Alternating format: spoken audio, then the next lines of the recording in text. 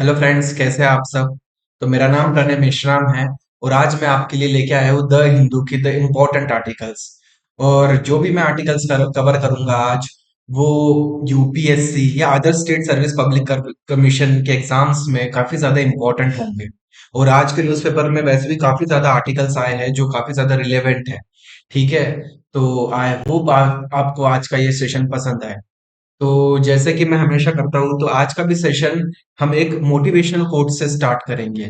तो देखिए कैसा है। अब ये बेसिकली क्या है, ये देखिए जैसा आप देख पा रहे हो। अब आप, आई होप इसको ढंग से देख पा रहे हो। हाँ, तो इसमें क्या है ये देखिए। इंसान यानी दुनिया में दो किस्म के लोग होते हैं। एक होता है जो बोलता है कि मुझे सब कुछ पता है, आई नो एवरीथिंग। और वो इस बंद डब्बे जैसा है, क्लोज जार जैसा। अब इसमें दिक्कत क्या है, उसमें कभी कोई न्यू आइडिया आ ही नहीं सकता, ना उसको कोई कोई नई सोच समझ में आएगी। क्यों? क्योंकि तो उसको तो लगता है कि मुझे सब कुछ पता है।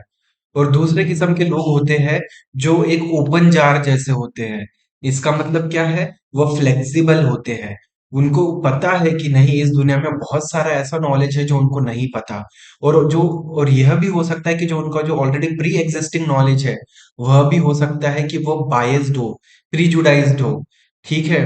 तो इसलिए जरूरी है कि आपका दिमाग भी इस डब्बे जैसे क्लोज्ड ना हो, पर इस डब्बे जैसे ओपन हो, जिसमें नए आइडियाज, नए विचार हमेशा आते रहे। ठीक है, ताकि आप में टॉलरेंस बढ़े। ठीक है। आपको नया एक दृष्टिकोण मिले इस दुनिया को देखने का। ठीक है। तो चलिए अब आज के सेशन से शुरू करते हैं। देखिए, अब आज का पहला इंपॉर्टेंट आर्टिकल है कॉन्फ्रेंस ऑफ पार्टीज 28 के बारे में। ठीक है। अब आपको जैसे कि पता होगा, यूएई में कॉन्फ्रेंस ऑफ पार्टीज 28 चल रही है। ठीक है। कॉन्फ्रेंस ऑफ पार्टीज 28 किस चीज की है ये? Basically United nation framework convention of the climate change, इसकी एक कॉन्फ्रेंस ऑफ पार्टीज 28 चल रही है। ठीक है। यूएई दुबई में। और यह क्यों चल रही है? क्योंकि यहाँ पे हम क्लाइमेट रिलेटेड डिस्कशंस कर रहे हैं कि क्यों ह्यूमन एक्टिविटीज, एंथ्रोपोजेनिक एक्टिविटीज के वजह से क्लाइमेट चेंजेस हो रहे हैं, और किस तरीके से हम एक्शन ले जिससे कि जो ग्लोबल राइज इन टेम्परेचर है, हम उसको रिस्टेन कर पाए। कहाँ तक? 1.5 डिग्री सेल्सियस तक by the end of this century. पर दिक्कत यह है कि जितना ज्यादा हम ग्लोबल इमिशन कर रहे हैं, ग्रीन हाउस गैस का इमिशन कर रहे हैं, तो यह पॉसिबिलिटी है कि by the end of this century लगभग 2 से 3 degree Celsius rise in the temperature हो जाएगा, as compare to the pre industrial era, जो कि बहुत ज्यादा है। जिसकी वजह से क्या होगा, बहुत ज्यादा एग्रीकल्चरल शॉक्स दिखेंगे आपको। ठीक है। आपको क्लाइमेटिक शॉक्स दिखेंगे। यानी इसका मतलब क्या है, आपको क्या होगा। अब जैसे इस साल ही देख लीजिए आप, ज्यादा ठंड नहीं पड़ रही है। ठीक है। साइक्लोन्स, कई बार आपको साइक्लोन्स जैसी एक्टिविटी आपको देखने मिल रही है, जैसे कि अभी साइक्लोन मिशुंग आया था। तो यह भी कहीं ना कहीं ग्लोबल राइज इन टेम्परेचर की वजह से कॉज हो रहा है। ठीक है। तो इसलिए बहुत जरूरी है कि हमको ये जो राइज इन टेम्परेचर, इसको सस्टेन कर, इसको कंट्रोल करना चाहिए। ठीक है। अब क्या हुआ है, 2025 तक सारे के सारे कंट्रीज ने एक, क्या हुआ, एक वेल डिफाइंड प्लान तैयार करना चाहिए। क्यों? ताकि जो करंट और फ्यूचर इम्पैक्ट है क्लाइमेट चेंज का, उसको कम किया जा सके। ठीक है। और उनको यह भी दिखाना पड़ेगा कि उन्होंने क्या प्रोग्रेस किया है कि इस ग्लोबल राइज इन टेम्परेचर को कंटेन करने के लिए। और यह कब तक दिखाना है उनको? यह 2030 तक दिखाना है। ठीक है। अब अब कैसा, बहुत सारा जो फोकस है वह एनुअल टॉक्स पे है। कौन से एनुअल टॉक्स? जैसे मिटिगेशन। मिटिगेशन यानी कोई भी चीज कम करना। ठीक है। और इसके अलावा getting the countries to commit to the time bound plan to reduce the greenhouse gas emission. यानी कैसा है, कंट्रीज ने एक एक ऐसा रैंडमली नहीं डिसाइड करना है कि ठीक है हम कभी तो भी ग्रीन हाउस गैस के इमिशन को कम करेंगे। ऐसा नहीं, उनको एक टाइम लाइन देनी पड़ेगी कि ओके, बाय बाय 2030 हम इस लेवल तक ग्रीन हाउस गैस के इमिशन को एक पर्टिकुलर लेवल तक कम कर देंगे। तो ऐसा उनको एक स्पेसिफिकली टाइम लाइन देनी पड़ेगी।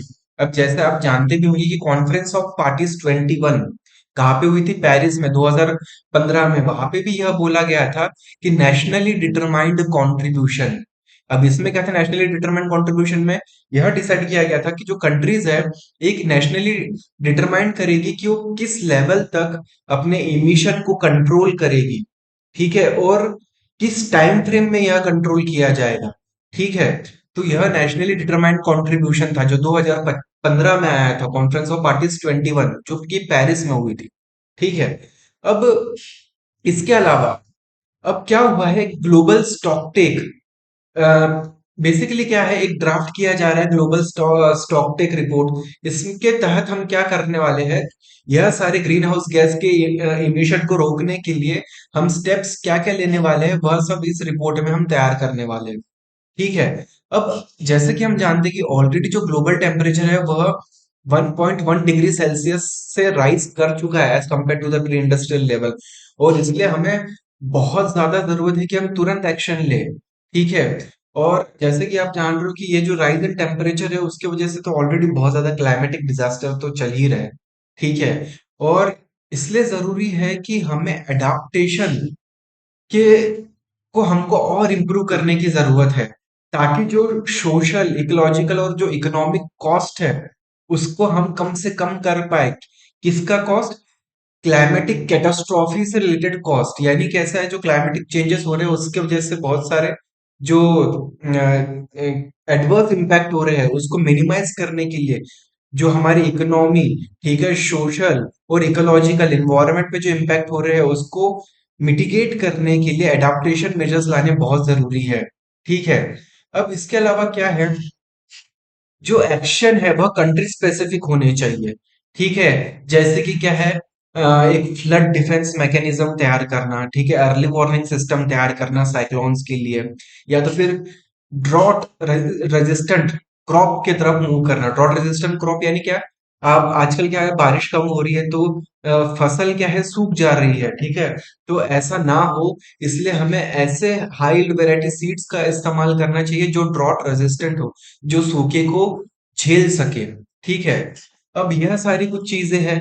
इसके अलावा देखो, अब यह आर्टिकल और थोड़ा एक्सटेंड करता है अगले पेज पे, जैसे कि आप देख रहे हो यहाँ पे, ठीक है। अब यहाँ पे भी क्या हो रहा है, जैसे मैं ऊपर में बताया था आपको, कॉन्फ्रेंस ऑफ पार्टीज 21 पेरिस में जो हुई थी, वहां पे भी क्या बोला गया था, ग्लोबल गोल ऑन एडाप्टेशन, ठीक है। अब यह क्यों थे, to get the countries on board, क्या, एक कॉमन फ्रेमवर्क फॉर एडाप्टेशन। अब कैसे है, सारे कंट्रीज ने एक कॉमन फ्रेमवर्क तैयार करना चाहिए जिससे कि हम अडाप्ट कर पाए क्लाइमेट चेंज को, ठीक है। इसके अलावा क्या हुआ था, जो कॉन्फ्रेंस ऑफ पार्टीज 27 थी, जो पिछले साल हुई थी शर्म अल शेख में, जो कहाँ पे है, इजिप्ट में। यहाँ पे जो कंट्री के रिप्रेजेंटेटिव्स थे उन्होंने प्रपोज किया था एक कॉन्क्रीट टारगेट हो, एक फिक्स टारगेट हो जिसको हम यूज करें, क्यों, ताकि हम डिफाइन कर सके कि क्या जो यह वर्ल्ड है यह सही में एडाप्टेबल बन रहा है क्लाइमेट चेंज को लेके, क्या वो एडाप्टेशन स्ट्रेटेजीज अपना रहा है या नहीं, ठीक है ना। एडाप्टेशन यह क्यों जरूरी है, अब देखो, यह एडाप्टेशन के लिए यह बहुत जरूरी है कि जो डेवलप कंट्रीज है वह डेवलपिंग कंट्रीज को एडाप्टेशन में मदद करे, क्यों, क्योंकि हिस्टोरिकली डेवलप कंट्रीज ही रिस्पॉन्सिबल है बहुत ज्यादा मात्रा में या क्लाइमेट चेंज के लिए, ग्रीन हाउस गैस इमिशन के लिए।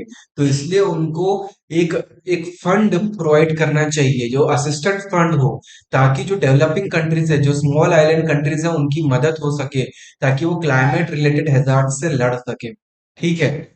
अब यह सारी चीजें हैं जो हमें जाननी है। इसके अलावा हम यह भी जान सकते हैं कि एक लॉस एंड डैमेज फंड भी क्रिएट किया गया है, ठीक है।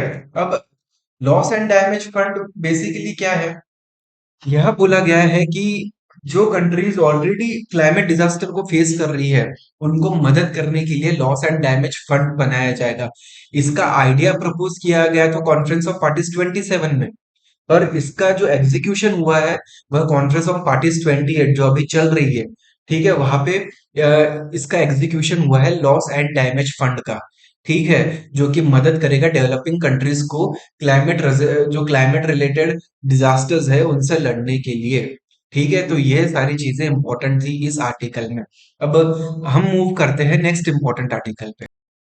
अब ये जो आर्टिकल है बेसिकली इसको लिखा गया है श्री सी रंगाराजन जी ने, जो हमारे फॉर्मर आरबीआई के गवर्नर भी रह चुके हैं। तो इस आर्टिकल में बेसिकली क्या बोला जा रहा है, देखो इस आर्टिकल में कैसा है, काफी ज्यादा टेक्निकल टर्म्स यूज किए गए हैं, जैसे कि जीडीपी क्या है, ठीक है, जीएफसीएफ क्या है, ठीक है। तो देखो, अगर मैं डायरेक्ट इस आर्टिकल को चालू करूंगा तो हो सकता है आपको समझ में ना आए, तो पहले मैं बेसिक कंसेप्ट आपको बताता हूँ कि जीडीपी क्या होता है। ठीक है, ग्रॉस फिक्स्ड कैपिटल फॉर्मेशन क्या होता है, ठीक है, रेपो रेट क्या होता है, स्विफ्ट मैकेनिज्म क्या है, क्योंकि उसके बिना यह आप आर्टिकल समझ ही नहीं पाओगे। तो देखो, बेसिकली जीडीपी क्या होता है, ग्रॉस डोमेस्टिक प्रोडक्ट। आप ध्यान से सुनना, ये आर्टिकल बहुत इंपॉर्टेंट है, ठीक है।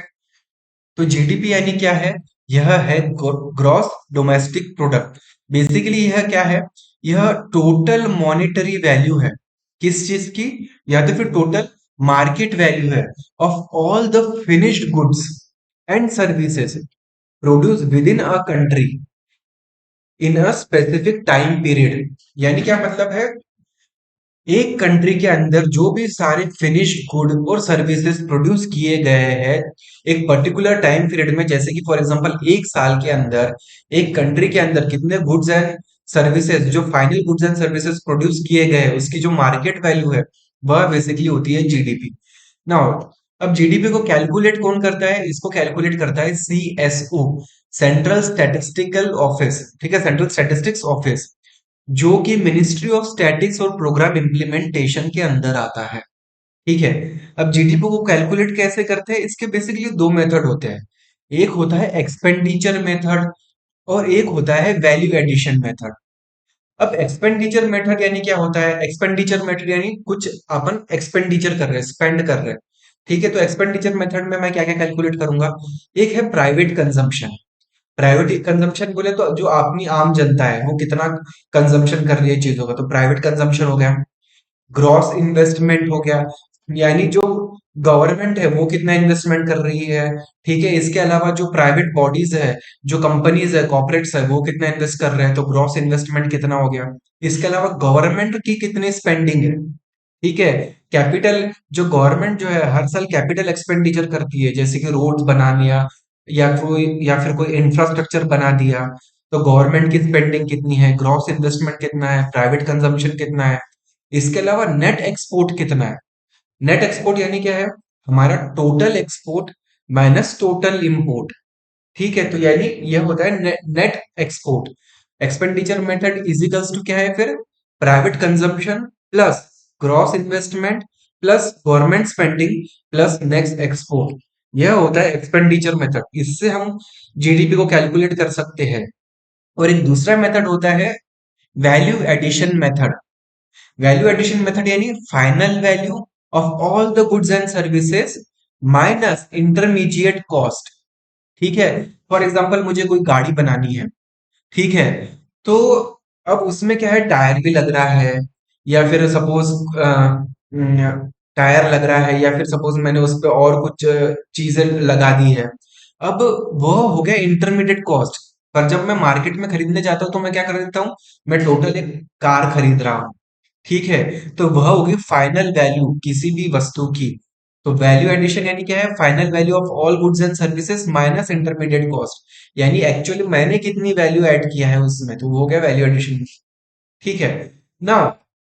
जो अब जीडीपी मेजरमेंट, ठीक है, अब बेसिकली यह रिफ्लेक्ट करता है आपका ग्रोथ पोटेंशियल कितना है, ठीक है। यह आपको पॉलिसी फॉर्मुलेशन में मदद करता है, ठीक है। इसके अलावा यह अट्रैक्ट करता है इन्वेस्टमेंट को, जैसे कि अगर आपकी कंट्री का जीडीपी ग्रोथ अच्छा रहेगा तो फॉरेन डायरेक्ट इन्वेस्टमेंट काफी ज्यादा आएगा, दूसरे कंट्रीज के लोग आप में इन्वेस्ट करेंगे, क्यों, क्योंकि उनको यह लगेगा कि नहीं, इस कंट्री में इन्वेस्ट करेंगे तो हमको प्रॉफिट होगा, ठीक है। इसके अलावा सिटीजन्स को भी एम्प्लॉयमेंट मिलेगा, ठीक है, पावर्टी एलिवेशन में मदद होगा, ठीक है। तो यह सारी चीजें जरूरी होती है, ठीक है। अब जीडीपी का एक दिक्कत यह है कि वह उसका कुछ ड्रॉबैक्स भी है, जैसे कि साइमन कुजनेट, इन्होंने बेसिकली इस जीडीपी के कंसेप्ट को डेवलप किया था, ठीक है। पर जीडीपी का दिक्कत क्या है, यह एक ह्यूमन की हैप्पीनेस और वेलबींग को रिफ्लेक्ट नहीं करता है। यह सिर्फ क्या दिखाता है कि कितना इकोनॉमिक एक्टिविटी हो रही है आपके देश में, यह दिखाता है। पर यह पर ये नहीं दिखाता कि क्या हम उस इकोनॉमिक एक्टिविटी से खुश है, क्या हमारी वेलबींग हो रही है। यह जीडीपी में कैलकुलेशन नहीं होता है। ठीक है। इसके अलावा एक वीक रिलेशन है जीडीपी ग्रोथ एंड एम्प्लॉयमेंट में।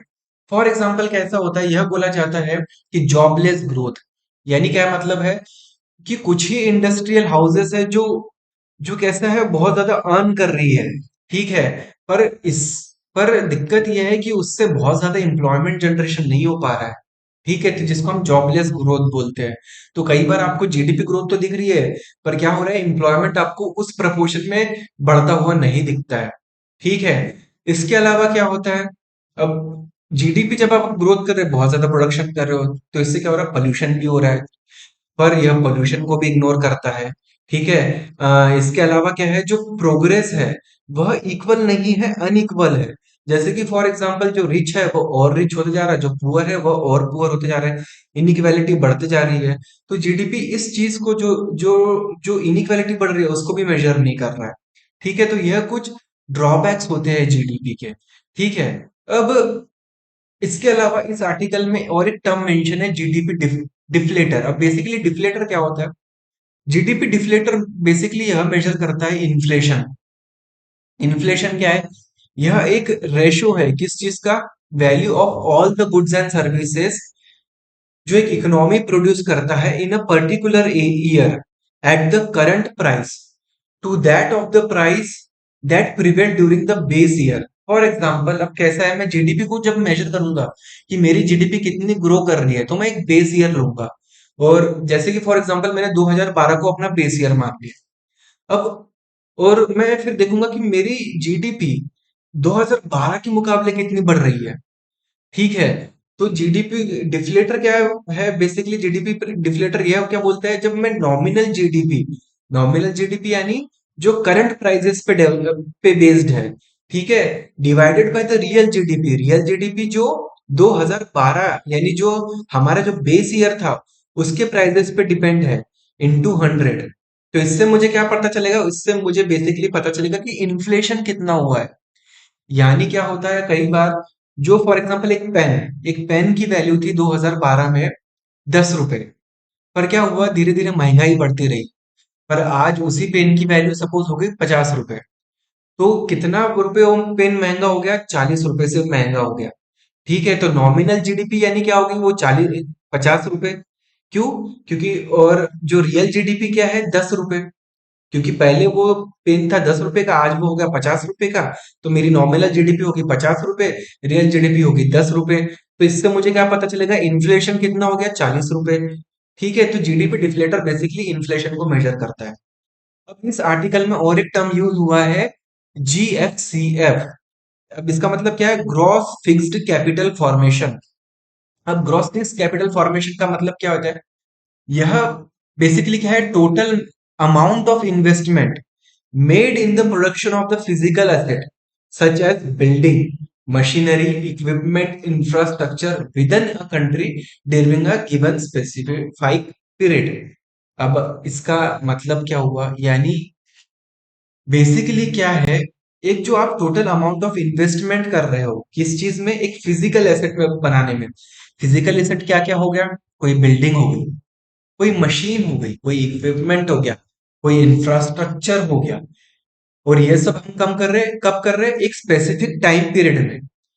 ठीक है, और यह क्या इंडिकेट करता है, एक नेशन का कैपिटल स्टॉक और प्रोडक्टिव कैपेसिटी को इंडिकेट करता है। अभी आपको आई होप समझ में आ गया होगा कि ग्रॉस फिक्स्ड कैपिटल फॉर्मेशन क्या है।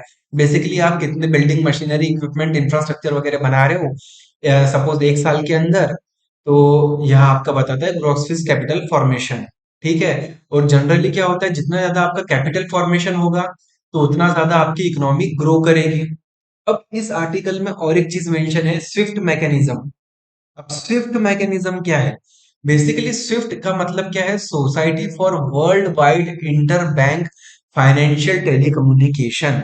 यह क्या है, स्विफ्ट। अब बेसिकली स्विफ्ट क्या है, यह एक मैसेजिंग सिस्टम है। ठीक है, किनके लिए है, बैंकों के लिए है, और other financial system around the world. अब इसमें बेसिकली क्या होता है, अब यह जो है यह कोई मनी के ट्रांजैक्शन को सेटल नहीं करता है स्विफ्ट। तो बेसिकली यह करता क्या है, यह एक मैसेजिंग इंस्ट्रक्शन प्रोवाइड करता है कि किस तरीके से हमें देना है या रिसीव करना है कोई स्पेसिफिक फंड। ठीक है, और इसको कंट्रोल कौन करता है, सेंट्रल बैंक। कहाँ की सेंट्रल बैंक, G10 कंट्रीज की। G10 कंट्रीज कौन हो गई, Belgium, Canada, France, Germany, Italy, Japan, Netherland, Sweden, Switzerland, UK और यूएसए। यह G10 कंट्रीज है। तो यह मिलके स्विफ्ट मैकेनिज्म को कंट्रोल करते हैं। इसके अलावा यूरोपियन सेंट्रल बैंक और नेशनल बैंक ऑफ बेल्जियम, यह तीन एंटिटीज मिलके इसको कंट्रोल करती है। कौन कौन, G10 कंट्रीज पहली, यूरोपियन सेंट्रल बैंक दूसरा, नेशनल बैंक ऑफ बेल्जियम तीसरा। और क्या है स्विफ्ट मैकेनिज्म, यह एक मैसेजिंग सिस्टम है बैंकों के लिए। और यह क्या करता है, यह मैसेजिंग इंस्ट्रक्शन प्रोवाइड करता है कि किस तरीके से एक स्पेसिफिक फंड का लेना और देना होना चाहिए। और यह क्या नहीं करता, यह खुद मनी ट्रांजैक्शन को सेटल नहीं करता है। ठीक है, यह बनता है 1973 में और इसका बेस कहाँ पे है? बेल्जियम में। ठीक है, अब ये जो स्विफ्ट मैकेनिज्म है बेसिकली, इसके जो मेंबर है वह लगभग 200 कंट्रीज के 11,000 बैंक इस स्विफ्ट मैकेनिज्म के मेंबर है। तो आपको समझ सकते हो कितना इंपॉर्टेंट है ये, जो कि यह स्विफ्ट मैकेनिज्म यूज कर रही है बैंक्स। ठीक है, और यह एक इंपॉर्टेंट पार्ट है ग्लोबल ट्रेड का, कि कब पैसा किसको गया किसको आया। तो ग्लोबल ट्रेड के लिए यह स्विफ्ट मैकेनिज्म तो बहुत ज्यादा इंपॉर्टेंट है। ठीक है, अब इससे जो स्विफ्ट मैकेनिज्म है इसका कुछ कंट्रीज जो है पार्ट नहीं है। ठीक है, अब जैसे कि ईरान हो गया, नॉर्थ कोरिया कोरिया हो गया, और अभी करंटली रशिया यूक्रेन वॉर की वजह से रशिया को भी इसका मेंबर, यानी रशिया को भी इसके मेंबरशिप से हटा दिया गया। ठीक है, अब यह सारी चीजें क्या थी, स्विफ्ट मैकेनिज्म से रिलेटेड। अब इसके अलावा भी इस आर्टिकल में और एक चीज मेंशन है, जैसे फीजल डेफिसिट। डेफिसिट क्या होता है, ये जो फीजल डेफिसिट आपने कई बार सुना होगा, बजट डेफिसिट, फीजल डेफिसिट। तो फीजल डेफिसिट बेसिकली क्या है, फीजल डेफिसिट यह होता है डिफरेंस किस चीज का, गवर्नमेंट का टोटल एक्सपेंडिचर और उसके टोटल रेवेन्यू। मतलब fiscal deficit is equals to government का टोटल एक्सपेंडिचर माइनस उसका टोटल रेवेन्यू। ठीक है, फॉर एग्जाम्पल गवर्नमेंट खर्चा कर रही है टोटल 10 रुपए, पर उसकी आमदनी है सिर्फ 5 रुपए। तो यानी इसको घाटा कितने का है, -50, सॉरी -5 रुपए। तो अब वह क्या करेगी, यह 5 रुपए कहीं से बोरो करके लाएगी। तो इसको बोलते हैं हम फीजल डेफिसिट। फीजल डेफिसिट यानी कितना, गवर्नमेंट का total expenditure minus total revenue. ठीक है, अब यह क्या इंडिकेटर करता है, यह वही इंडिकेट करता है कि गवर्नमेंट को कितना बोरो करना है, ताकि वह क्या करे, अपने वेलफेयर स्कीम चला सके, कैपिटल एक्सपेंडिचर कर सके। ठीक है, अब इसके अलावा इस आर्टिकल में और एक चीज मेंशन है, डेब्ट टू जीडीपी रेशो। अब डेब्ट टू जीडीपी रेशो बेसिकली क्या होता है, यह इंडिकेट करता है कि कितना ज्यादा डेब्ट है एक कंट्री के ऊपर, और कितना ज्यादा उसको प्रोड्यूस करने की जरूरत है जिससे कि वह यह डेब्ट को चुका सके। मतलब एक कंट्री पे कितना ज्यादा कर्जा है और उस कंट्री को कितना ज्यादा प्रोड्यूस करना चाहिए अपनी इकोनॉमी में, ताकि उसका रेवेन्यू बढ़े और वह इस कर्जे को चुका सके। इसको हम परसेंटेज टर्म में एक्सप्रेस करते हैं। ठीक है, और यह बेसिकली इसको हम इंटरप्रेट करते हो कि कितने साल लग जाएंगे हमें वह डेप्ट को, वह कर्जे को चुकाने में, अगर हम एंटायर जीडीपी एलोकेट का अगर कर देते हैं उस डेप्ट के पेमेंट में। ये मैंने सिंप्लीफाई करने के लिए बताया है, तो आई होप कि समझ गया होगा आपको कि डेट टू जीडीपी रेशियो क्या है। बेसिकली यह क्या है, यह इंडिकेट करता है कि कंट्री का कितना ज्यादा कर्जा है और उसको कितना प्रोड्यूस करने की जरूरत है जिससे कि वह उस डेट को रीपे कर सके। ठीक है, अब एक स्टेबल इकोनॉमी के लिए क्या यह जरूरी है, यह जरूरी है कि वह जो अपना एक्सटर्नल डेट है, जो उसने कर्जे में बाहर से पैसा लेके आया है, वह उसको चुका सके।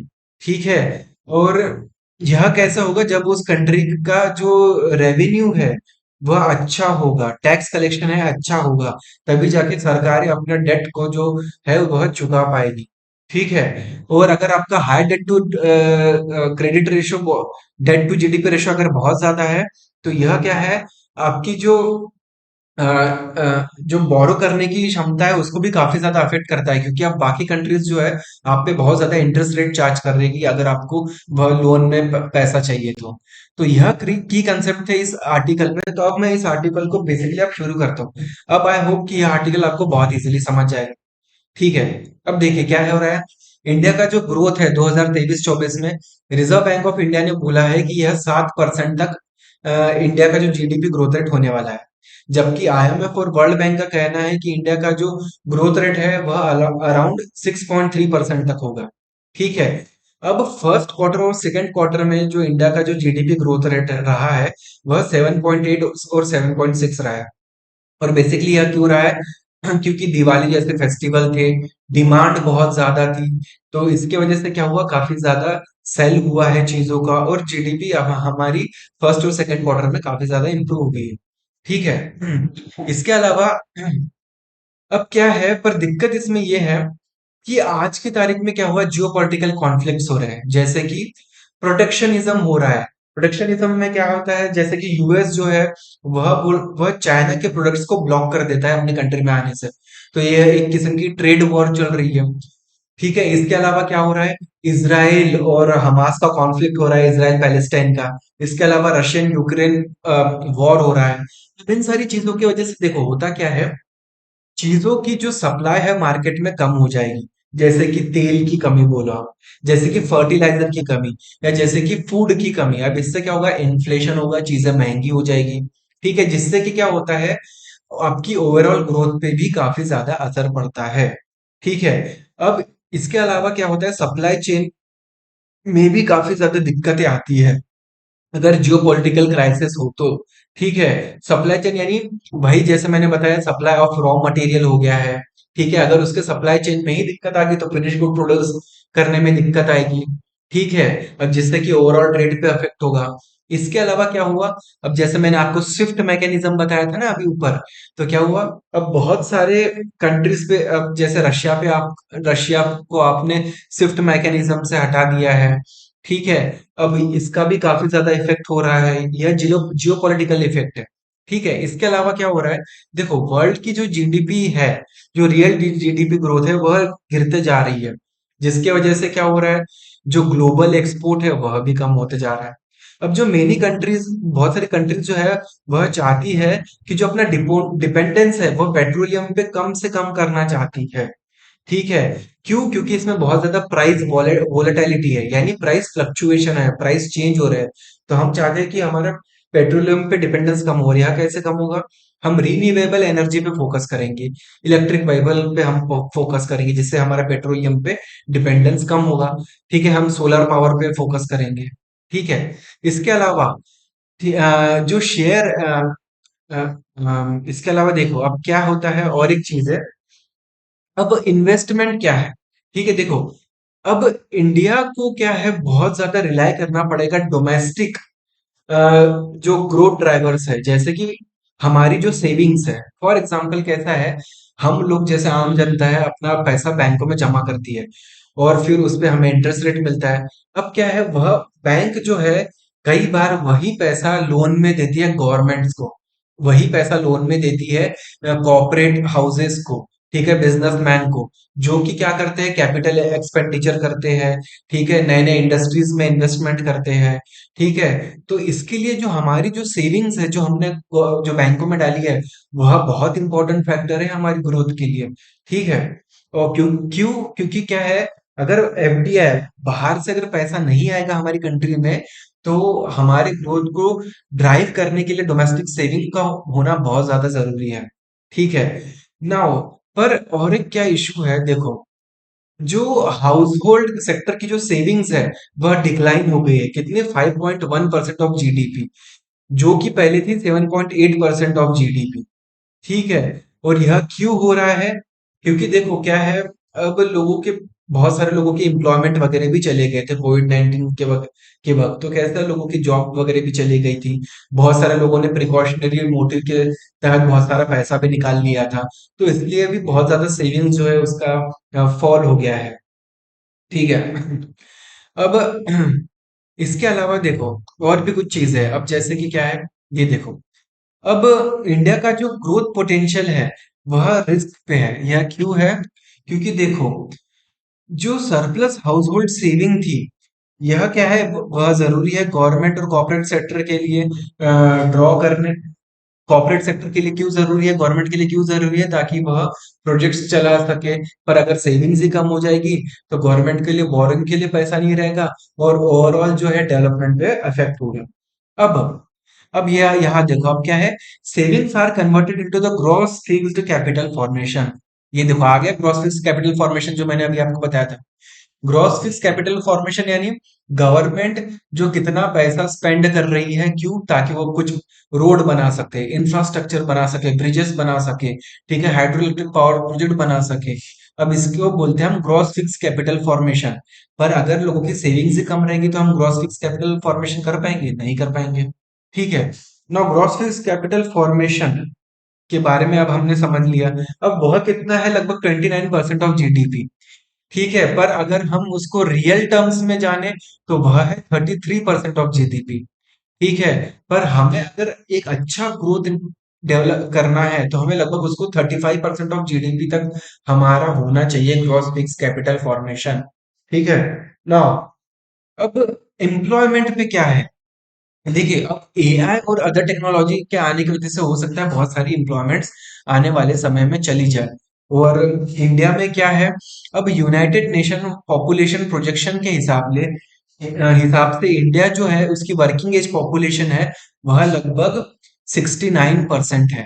ठीक है, और यानी 2030 तक हमारी जो डेमोग्राफिक डिविडेंड है वह लगभग पीक कर जाएगा। वह कितना? 69%। और जो डिपेंडेंट पॉपुलेशन है, अब dependent population, working age population कौन है? वर्किंग एज पॉपुलेशन वह है जो 15 से लगभग आप 59 साल तक आप लगा लो, 60 साल तक लगा लो, यह है वर्किंग एज पॉपुलेशन। उसके ऊपर जो है सीनियर सिटीजन, और 15 साल के नीचे जो बच्चे हैं, क्या वह कुछ कमाई करते हैं? वो नहीं करते हैं। और जो 60 साल के ऊपर वाले कुछ कमाई करते हैं? नहीं करते हैं। तो यह जो दो लोग हैं वह कौन है? Dependent population. और तो डिपेंडेंट पॉपुलेशन हमारी कम है और जो वर्किंग एज पॉपुलेशन ज्यादा है, तो इसका हमें ज्यादा से ज्यादा फायदा उठाना चाहिए। पर यह कम उठ पर यह हम कब उठा पाएंगे? जब हम उनको ट्रेनिंग देंगे, स्किलिंग करेंगे उनकी। ठीक है, तभी जाके यह हो पाएगा। ठीक है। और जो एम्प्लॉयमेंट ग्रोथ रेट है वह बहुत जरूरी है हमारे जीडीपी ग्रोथ के लिए। क्यों?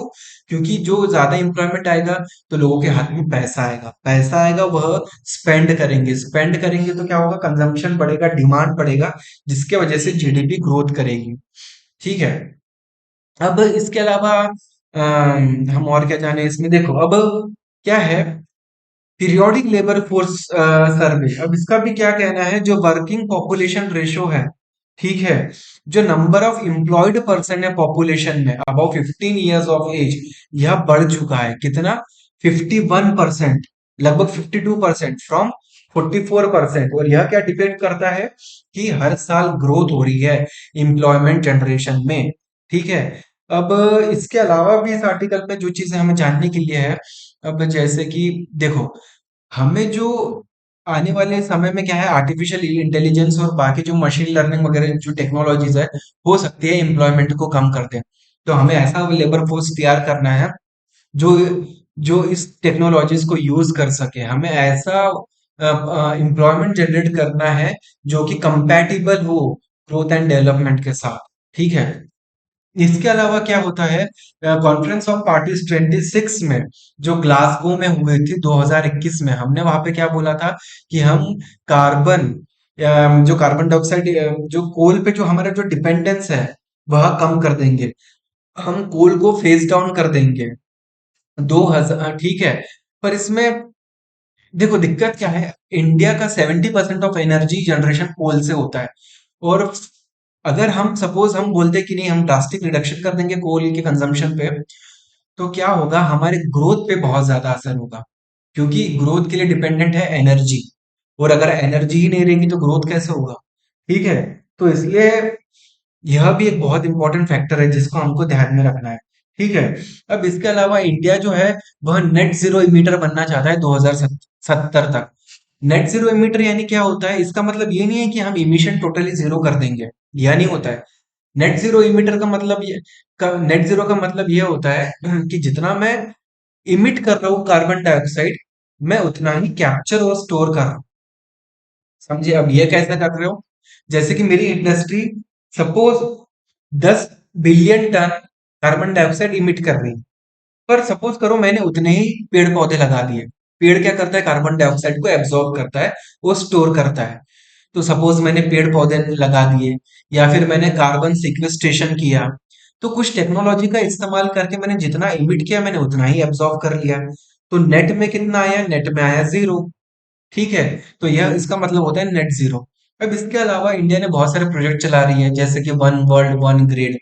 ठीक है? जैसे कि ग्रीन ग्रिड इनिशिएटिव, ये सारी चीजें इंडिया चला रही है। ठीक है? इसके अलावा हम इलेक्ट्रिक व्हीकल की तरफ मूव कर रहे हैं। इसके अलावा हाइड्रोजन फ्यूल हो गया, इथेनॉल बेस्ड फ्यूल हो गया, जिससे कि हम ग्रीन डेवलपमेंट पे जाने की कोशिश कर रहे हैं, जिससे इमिशन कम से कम होना चाहिए। ठीक है? ना, अब फीजल रिस्पॉन्सिबिलिटी। और फीजल रिस्पॉन्सिबिलिटी टारगेट को एडर करना बहुत जरूरी है, अगर हम एक सस्टेन ग्रोथ को अचीव करना चाहते हैं। अब क्या है, जैसे कि मैंने अभी आपको कुछ देर पहले फीजल डेफिसिट बताया था। अब देखो यहाँ पे क्या बोल रहा है, ग्रोथ को सस्टेन करने के लिए यह जरूरी है इंश्योर करना कि हमारा जो फीजल डेफिसिट है वह 6% के अंदर रहे हमारे जीडीपी के, और जो हमारा डेट टू जीडीपी रेशियो है वह 60% के अंदर रहे। ठीक है?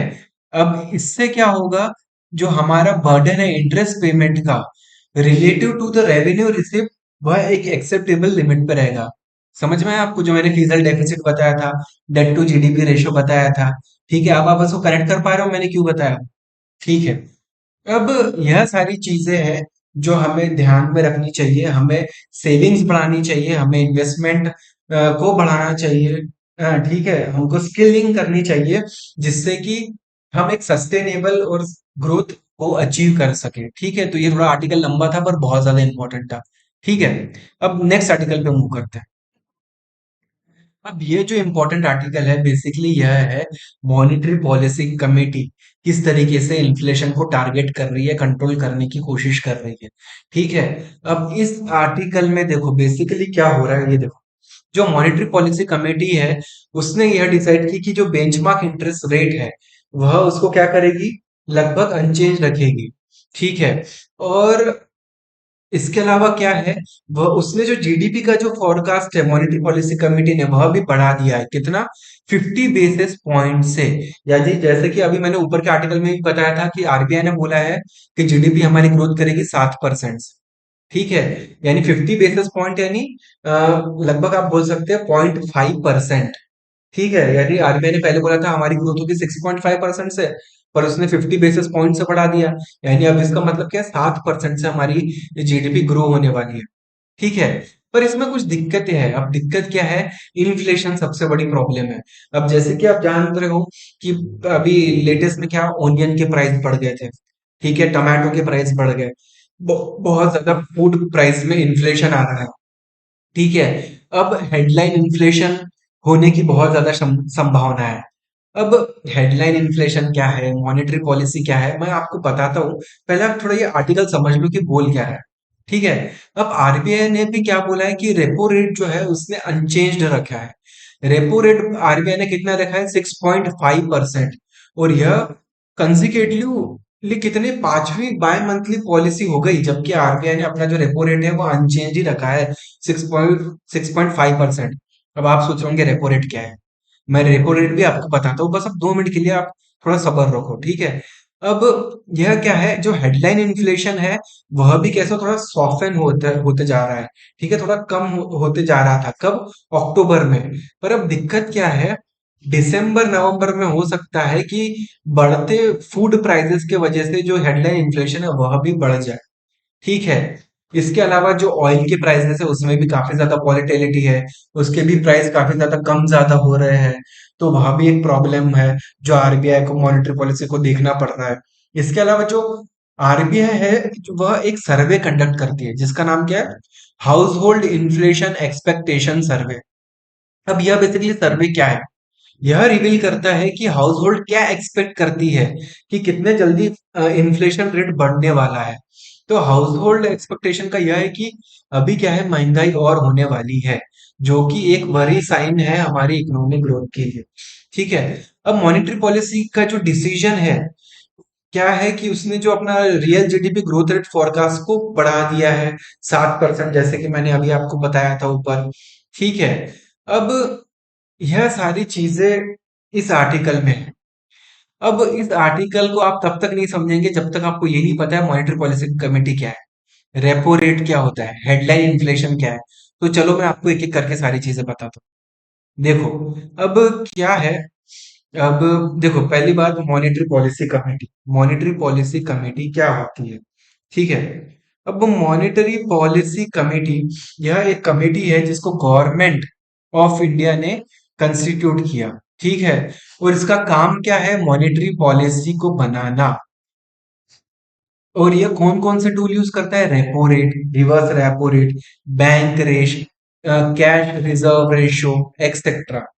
ठीक है। अब मॉनेटरी पॉलिसी यानी क्या है? बेसिकली देखो क्या होता है, हम चाहते हैं कि इन्फ्लेशन कंट्रोल में रहे। इन्फ्लेशन यानी क्या है? महंगाई दर कंट्रोल में रहे। पर साथ में हम ये भी चाहते हैं कि ग्रोथ रेट भी मेंटेन रहे। और इसके लिए हम यह सब कैसे करेंगे? फॉर एग्जाम्पल, हमारी आरबीआई बोलती है कि आज से जो रेपो रेट है, अब रेपो रेट यानी क्या होता है?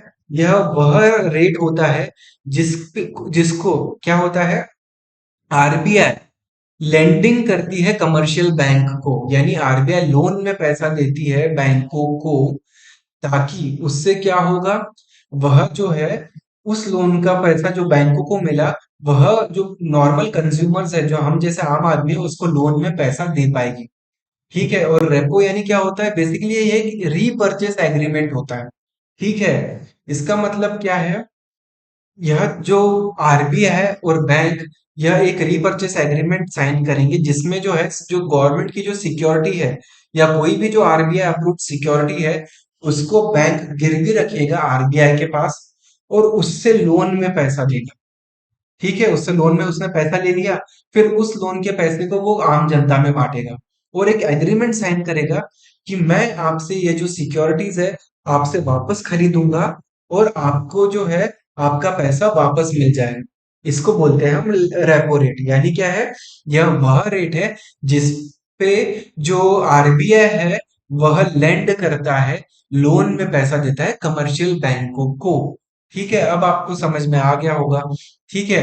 तो रेपो रेट, अब जैसे मैं अभी आपको बता रहा था, मॉनेटरी पॉलिसी कमेटी, यह यह रेपो रेट का इस्तेमाल करती है, रिवर्स रेपो रेट का इस्तेमाल करती है, कैश रिजर्व रेशो का इस्तेमाल करती है, बैंक रेट, यह जो कुछ टर्म्स है, इन चीजों का इस्तेमाल करती है। क्यों? मॉनेटरी पॉलिसी को कंट्रोल करने के लिए। तो इससे होगा क्या? हमारी जीडीपी पे का ग्रोथ को हम कंट्रोल कर सकेंगे, हम एम्प्लॉयमेंट को कंट्रोल कर कम बढ़ा सकेंगे। ठीक है। अगर आप चाहते हो कि मैं हर एक टर्म पे डिटेल वीडियो बनाऊं, तो आप मुझे बताओ, मैं इस पे डिटेल वीडियो बनाऊंगा कि कैश रिजर्व रेशो क्या होता है, बैंक रेट क्या होता है, रिवर्स रेपो रेट क्या होता है। ठीक है। तो मॉनेटरी पॉलिसी का कमिटी का आपको रोल समझ में आ गया होगा कि मॉनेटरी पॉलिसी कमेटी क्या कर रही है। ठीक है। अब मॉनेटरी पॉलिसी कमेटी को सेंट्रल गवर्नमेंट ने बनाया था। ठीक है, आरबीआई एक्ट 1934 के तहत। ठीक है। अब एमपीसी जो मॉनेटरी पॉलिटी कमेटी है, उसका रिस्पॉन्सिबिलिटी क्या है? वह डिसाइड करता है पॉलिसी रेट्स को। पॉलिसी रेट कौन सा हो गया? रेपो रेट वगैरह जैसी चीजें हो गई। तो monetary policy committee policy rate को डिसाइड करती है। अब इसका कंपोजिशन क्या है? इसमें 6 मेंबर होते हैं। ठीक है। अब 6 मेंबर गवर्नमेंट नॉमिनेट करती है, इसमें 3 मेंबर। ठीक है। पर यह है कि कोई भी गवर्नमेंट ऑफिशियल इस कमेटी का मेंबर नहीं बन सकता है, मॉनेटरी पॉलिसी कमेटी का। ठीक है। अब जो अदर 3 मेंबर होते हैं, वह आरबीआई के साइड से होती है। जैसे कि आरबीआई का एक गवर्नर हो गया, इसके अलावा आरबीआई का एक डेप्यूटी गवर्नर हो गया, जो इंचार्ज है मॉनेटरी पॉलिसी का। इसके अलावा एक एग्जीक्यूटिव डायरेक्टर हो गया सेंट्रल बैंक। ठीक है। तो ऐसे आरबीआई के साइड से 3 लोग हो गए, गवर्नमेंट अब नॉमिनेट करेगी और 3 लोग, यानी टोटल हो गए 6 मेंबर। ठीक है। अब इनका जो टर्म होता है, वह यूजुअली 4 साल का होता है। जो गवर्नमेंट के जो नॉमिनी होते हैं, उनका टर्म 4 साल का होता है, और वह रीअपॉइंट नहीं किए जा सकते हैं। कौन? वह 3 मेंबर जिसको गवर्नमेंट ने अपॉइंट किया है उसका टर्म 4 साल है और वह रीअपॉइंट नहीं हो सकते हैं। अब डिसीजन जो है वह मेजोरिटी वोट से लिया जाता है और मॉनेटरी पॉलिसी कमेटी में हर मेंबर के पास एक वोट होता है। ठीक है। पर आरबीआई गवर्निंग गवर्नर के पास एक कास्टिंग वोट होता है। इसका मतलब जब सपोज टाई हो गया कि 6 मेंबर है, तीन तीन वोट पे टाई हो गया, अब डिसीजन पे लाना है तो गवर्नर के पास एक कास्टिंग वोट होगा। यानी जब टाई हो गया तो गवर्नर वोट करेगा एक कास्टिंग वोट और फाइनल डिसीजन लिया जाएगा। ठीक है। अब मॉनेटरी पॉलिसी बेसिकली है रिजर्व बैंक ऑफ इंडिया बनाती है। क्यों? क्योंकि जीडीपी ग्रोथ अचीव करना है और इन्फ्लेशन रेट को कम करना है। ठीक है। जैसे कि मैंने अभी आपको बताया था, ये मैं आपको बार बार याद दिला रहा हूँ ताकि आपको कनेक्शन रहे इस आर्टिकल से। ठीक है। अब इस आर्टिकल में हेडलाइन इन्फ्लेशन की भी बात की गई है। हेडलाइन इन्फ्लेशन बेसिकली क्या होता है? यह रिफर करता है change in the value of the goods. अब जैसे कि क्या हो गया, अब गुड्स में, अब सपोज मेरा एक बास्केट है, उसमें अलग अलग मैं गुड्स डाल रहा हूँ। जैसे प्याज टमाटर डाल दिया, कुछ मैंने फ्यूल आइटम, ठीक, फ्यूल डाल दिया, या कोई सर्विस, ठीक है, सर्विस नहीं आएगी, सॉरी, ठीक है। तो हेडलाइन इन्फ्लेशन यानी क्या होता है? Change in the value of goods. ठीक है। और कोर इन्फ्लेशन क्या होता है? जब मैं हेडलाइन इन्फ्लेशन से फूड और फ्यूल के एटम को निकाल देता हूं तो वो होता है कोर इन्फ्लेशन। हेडलाइन इन्फ्लेशन क्या मेजर करता है? Change in the prices of the goods. ठीक है। और इन्फ्लेशन यानी महंगाई। और कोर इन्फ्लेशन यानी जब मैं फूड और फ्यूल एटम को हेडलाइन इन्फ्लेशन से निकाल देता हूं तो वहां मुझे मिलता है कोर इन्फ्लेशन। क्यों? क्योंकि देखो, जो प्राइस होते हैं फूड और फ्यूल के वह बहुत ज्यादा फ्लक्चुएट करते रहते हैं। ठीक है। तो इसके वजह से इन्फ्लेशन कितना हो रहा है कई बार मेजर करना मुश्किल होता है। तो इसलिए कोर इन्फ्लेशन का इस्तेमाल होता है। क्यों? क्योंकि उसमें फूड और फ्यूल आइटम को हमने मेजर ही नहीं किया। ठीक है। तो अब यह सारी चीजें इस आर्टिकल में हो गई। ठीक है। आई होप कि अब आपको यह आर्टिकल बहुत ही इजीली समझ आएगा। ठीक है। अब नेक्स्ट आर्टिकल पे हम मूव करेंगे। अब इस आर्टिकल में क्या है? इस आर्टिकल में basically listing of the cases का एक इशू आ रहा है। ठीक ठीक है। तो अब basically listing of the cases in the supreme court क्या होता है, मास्टर ऑफ रूस्टर क्या होता है, यह सारी चीजें हम इस आर्टिकल पे जानेंगे जो एग्जाम पर्सपेक्टिव से इंपॉर्टेंट है। अब बेसिकली क्या हुआ है, दो लॉयर है, एक तो है मिस्टर प्रशांत भूषण और एक है दुष्यंत देव। इन्होंने क्या बोला है कि इरेगुलरिटी हो रही है लिस्टिंग ऑफ केसेस में। ठीक है। तो इससे इससे रिलेटेड उन्होंने बयान मांगा है कि वह चाहते हैं कि सुप्रीम कोर्ट इस पे क्लियरिफाई करे कि एक्चुअली में हो क्या रहा है। ठीक है। तो इस आर्टिकल में जो इम्पोर्टेंट चीज है, देखो मैं इस आर्टिकल को आपको वर्ड बाय वर्ड भी बता सकता हूँ, पर मुझे लगता है कि जो सबसे इंपॉर्टेंट चीज है मुझे वो बताना चाहिए जो एग्जाम में आएगी। अब देखो, मास्टर ऑफ रूस्टर यह क्या होती है? बेसिकली क्या होता है, जो चीफ जस्टिस ऑफ इंडिया है वह क्या करता है, वह बेंचेस बनाता है। जो सुप्रीम कोर्ट में क्या होता है, अलग अलग बेंचेस होती है जो किसी भी केस को सुनती है। फॉर एग्जांपल जैसे कि फॉर एग्जांपल कि जैसे 30 32 34 ऐसे कुछ, फॉर एग्जांपल आप जज मान लो। ठीक है। सुप्रीम कोर्ट के। ठीक है। अब क्या करेगा चीफ जस्टिस, उसके सपोज अब अलग अलग बेंच बनाएगा, जैसे कि 2 जजों का बेंच, या 3 जजों का बेंच, या 5 जजों का बेंच, सॉरी, ऐसे बेंच बनाएगा।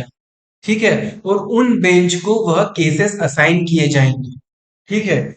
तो सुप्रीम जो अपना चीफ जस्टिस ऑफ इंडिया है वह मास्टर ऑफ रूस्टर है, और वह बेंचेस को केसेस अलॉट करता है कि कौन सी बेंच कौन सा केस सुनेंगी। अब आपको समझ में आएगा कि बेंचेस क्या है सुप्रीम कोर्ट में। ठीक है। और मास्टर ऑफ रूस्टर बेसिकली क्या है? रूस्टर या एक्चुअली रूस्टर का मतलब होता है सिस्टमैटिक प्लानर। और यह करता क्या है, यह डिफरेंट टास्क अलॉकेट करता है मेंबर्स को। और यह क्यों? क्योंकि हायर एफिशिएंसी अचीव होनी चाहिए। तो चीफ जस्टिस ऑफ इंडिया या तो फिर chief justice of the respective high court, यह क्या करते हैं, यह जो एडमिनिस्ट्रेटिव साइड होता है किसी भी कोर्ट का, वह हेड करते हैं और वह केसेस अलॉट करते हैं बेंचेस को। यह इंश्योर करता है कि कोई भी जज कोई भी केस को अपने हिसाब से ना ले। ठीक है, unless it is allocated by the chief justice of India. ठीक है, चीफ जस्टिस ऑफ जो चीफ जस्टिस है उस कोर्ट का, या तो फिर हमारे इंडिया का, वह एलोकेट करेगा मैटर को, और जो बेंचेस है वह उस केस को फिर ही सुन सकती है। ठीक है। अब सुप्रीम कोर्ट की एक हैंडबुक है on the practice and procedure. यह हैंडबुक का एक रूल है, रूल नंबर 29। यह क्या बोलता है कि जो रजिस्ट्रार है वह प्रिपेयर करेगा रूस्टर को चीफ जस्टिस ऑफ इंडिया के डायरेक्शन पे। ठीक है। और एक केस भी हुआ था। वह केस क्या कहता है? State of Rajasthan versus Prakash Chand. इसमें भी यह बताया गया था कि जो चीफ जस्टिस होता है उस पर्टिकुलर स्टेट हाई कोर्ट का, वह केस एलोकेट करता है अलग अलग बेंचेस के, हाई कोर्ट के जो बेंचेस है उनको, और वह मास्टर ऑफ रोस्टर होता है। तो इस केस को भी आप याद रखेंगे। ठीक है। अब आपको समझ गया होगा मास्टर ऑफ रोस्टर क्या है। बेसिकली वह केसेस अलोकेट करता है अलग अलग बेंचेस को। ठीक है, बेंचेस अपने मन मर्जी से केस नहीं ले सकती है। ठीक है, इसके अलावा state of Rajasthan versus Prakash Chand का एक केस था, जिसमें यह बोला गया कि chief justice of the high court यह मास्टर ऑफ रोस्टर होगा उस स्टेट का, हाई कोर्ट का। ठीक है। अब बेसिकली ठीक है, अब जब एक केस फाइल किया जाता है तो डिटेल्स जो होते हैं और जो सब्जेक्ट मैटर होता है, वह जो सुप्रीम कोर्ट का रजिस्ट्री है वह उसको स्क्रूटिनाइज करती है। फिर वह केसेस को कैटेगराइज करती है, जैसे कि यह केस किस मामले से, क्या क्रिमिनल केस है, या फिर कोई टैक्स से रिलेटेड केस है, या फिर कोई सर्विस मैटर से रिलेटेड केस है। ऐसे केस को कैटेगराइज किया जाता है। फिर बेंचेस को केसेस एलोकेट किए जाते हैं। ठीक है। Now, can the chief justice of India be the part of the hearing? अब मतलब क्या है, देखो क्या क्या, क्या कई बार क्या होता है, चीफ जस्टिस ऑफ इंडिया ही किसी केस में ऐसा हो सकता है कि वह पार्ट हो उस केस का। ऐसा हो सकता है कि कोई स्कैंडल हुआ हो और उसमें इनडायरेक्टली, भले ही डायरेक्टली नाम ना आया हो जज का, पर इनडायरेक्टली यह हो कि उस स्कैंडल में चीफ जस्टिस जो है वह इन्वॉल्व हो। ठीक है। तो क्या वह जज पार्ट हो सकता है ऐसे केस का जिसमें वह खुद ही उस स्कैंडल में इन्वॉल्व हो? तो इसको हम बोलते हैं नेमो जुडेक्स इन कॉजस हुआ। यह एक टेक्निकल टर्म है, पर कई बार आपको यूपीएससी वगैरह में पूछा पूछा जाएगा। इसका मतलब क्या है कि कोई भी जज अपने खुद के केस में जज नहीं बन सकता है। ठीक है, कोई भी जज अपने खुद के केस में जजमेंट नहीं दे सकता है। ठीक है। नाउ, अब यह सारी चीजें थी, तो इंटरनेशनली क्या बेस्ट प्रैक्टिसेस है। अब जैसे सुप्रीम कोर्ट जो है यूनाइटेड स्टेट्स का, उसमें क्या होता है, जो सारे जज होते हैं वह सारे केसेस को सुनते हैं। ठीक है, जितने भी जज है वो सारे केस को मिलके सुनते हैं कि ठीक है क्या है। फॉर एग्जांपल, एक पैनल होता है 9 जजेस का और वह केसेस को सुनता है। वैसे ही यूके की सुप्रीम कोर्ट में क्या है, केसेस ऐसे रैंडम बेसिस पे अलोकेट की जाती है, और केसेस को हियर किया जाता है पैनल के द्वारा। और पैनल में कितने, पांच जज होते हैं, या 9 भी हो सकते हैं। ठीक है, पर वो रैंडम बेसिस पे केसेस अलोकेट होते हैं। ठीक है, वैसे ही साउथ अफ्रीका में कॉन्स्टिट्यूशनल कोर्ट है। सुप्रीम कोर्ट क्या है, कॉन्स्टिट्यूशनल कोर्ट, यानी सिर्फ जो कॉन्स्टिट्यूशन से रिलेटेड मैटर को ही स्टडी करेगी। ठीक है, यह सारी चीजें हैं। अब इस आर्टिकल में भी क्या हुआ है, पिटीशन डाला गया है। यह बोला गया है कि आप ऐसे रैंडमली केसेस कैसे एलोकेट कर सकते हो। ठीक है, आपको एक प्रोसीजर फॉलो करना चाहिए। ठीक है, आप ऐसे डिस्क्रिशनरी मैटर में चीजें नहीं कर सकते हो। ठीक है। नाउ, अब जो रूल है क्या बोलते हैं, एकदम जो भी मूवमेंट ऑफ केसेस है जो ऑलरेडी लिस्ट किए गए हैं। ठीक है। और जो प्योने जज होता है कि क्या, सपोज अगर कोई मैटर है, वह एक बेंच से हटा के अगर हमने दूसरे बेंच को वह मैटर दे दिया, तो क्या एक प्योने जज उस केस को हियर कर सकता है? प्योने बोले तो क्या है, जो सीनियोरिटी में बोलो या एक्सपीरियंस में बोलो जो थोड़ा कम लेवल पे है, या जूनियर जज आप बोल सकते हो। तो क्या एक प्योने जज एक सीनियर जज के केस को सुन सकता है? क्यों? क्योंकि अगर सपोज केस ट्रांसफर कर दिए सीनियर जैसे पियोन एज पे, तो क्या वो इस केस को सुन सकता है? यह भी एक बहुत बड़ा इशू है जो कि एक क्वेश्चन पूछा गया है। अब देखो सुप्रीम कोर्ट के जो रूल है 2018 के, वह साइलेंट है इस मैटर के कि क्या पावर होते हैं मास्टर ऑफ रूस्टर के। ठीक है। अब बेंच क्या होता है मास्टर ऑफ रूस्टर, जैसे मैंने बताया है, जो केसेस अलोकेट करता है अलग अलग बेंचेस को। अब मैंने लगभग, मुझे लगता है कि मैंने हर एक चीज तो पढ़ाई दी है इस आर्टिकल में। ठीक है। अब रिपीटेटिव ही हो रहा है शायद, क्लॉज 5। ठीक है। तो यह सारी चीजें इस आर्टिकल में थी। ठीक है। बस क्लॉज 15 वगैरह एक है, automated listing of the cases. ठीक है। तो it is subjected to the order of the chief justice of India if the court direct listing और tagging with the matter pending in the other court. Matter is listed accordingly the quorum of the main matter which the matter is directed to the listed target will prevail. ठीक है। यानी लगभग मैं सारी चीजें इस आपको आर्टिकल में पढ़ा ही चुका हूँ। ठीक है। अब मूव करते हैं हम नेक्स्ट आर्टिकल में। अब यह जो आर्टिकल है बेसिकली क्या है, जर्मनी का डेट ब्रेक रूल। बस हमें इतना जानना है कि डेट ब्रेक ब्रेक रूल क्या है। ठीक है। अब क्या है debt brake rule? Debt brake rule बेसिकली क्या है, इसको हम बैलेंस बजट रूल भी बोलते हैं। अब यह क्या है, एक कैप, एक लिमिट सेट करता है कि गवर्नमेंट कितना बोरो कर सकता है पब्लिक प्रोजेक्ट्स के लिए। ठीक है। यह रिस्ट्रिक्ट करता है गवर्नमेंट को किस चीज के लिए, from running in the physical deficit, यानी एक्सेस बोरोइंग करके गवर्नमेंट जो एक्सपेंडिचर करता है उसको लिमिट करने के लिए यह डेट ब्रेक रूल लेके आया गया है। तो बस हमें बस उतना ही जानना था कि डेट ब्रेक रूल क्या है। ठीक है। अब मूव करते हैं हम next important article. So next जो इंपॉर्टेंट आर्टिकल है वह बेसिकली है चैट जीटीपी। ठीक है। यह एक चैटबॉट है जिसको ओपन एआई ने डेवलप किया है। तो इस आर्टिकल में बताया गया है कि क्या यह जो चैट जीटीपी है यह रिप्लेस करता है ह्यूमन थेरेपिस्ट को। ह्यूमन थेरेपिस्ट यानी कौन है? साइकोलॉजिस्ट या फिर जो साइकियाट्रिस्ट है, क्या उसको रिप्लेस कर सकता है? इस आर्टिकल में यह सवाल पूछा गया है। अब बेसिकली हुआ क्या था, जो एक ये जो लिया वेंग, ठीक है, यह वर्क करती है कहाँ पे? ओपन एआई में। ठीक है। एआई की सेफ्टी के लिए। अब उनका क्या कहना है, अभी उन्होंने एक एक्स यानी जो पहले ट्विटर था उस पे एक पोस्ट शेयर किया, उसमें उन्होंने बोला कि उन्होंने अभी रिसेंटली चैट जीटीपी के साथ कन्वर्सेशन किया था। क्यों? क्योंकि जो लेटेस्ट अभी चैट जीटीपी है उसने वॉइस मोड ऐड कर दिया है। ठीक है। अब उससे क्या है, आप अपने उससे डायरेक्ट कम्युनिकेट कर सकते हो। तो अब लियान विंग ने बोला कि उसने क्या हुआ, चैट जीपीटी के साथ वॉइस मोड के द्वारा एक कन्वर्सेशन किया। ठीक है। जो कि काफी इमोशनल था। उसका जो स्ट्रेस था वर्क लाइफ बैलेंस वगैरह से रिलेटेड, उसको काफी अच्छा फील हुआ। उस चैट जीपीटी ने उसको कुछ सजेशंस भी दिए। पर फिर लोगों ने एक उस पर सवाल उठाया कि क्या आप यह बोल रहे हो कि चैट जीटीपी अब एक थेरेपिस्ट बन गया है? क्या वो साइकेट्रिस्ट तो साइकोलॉजिस्ट बन गया है?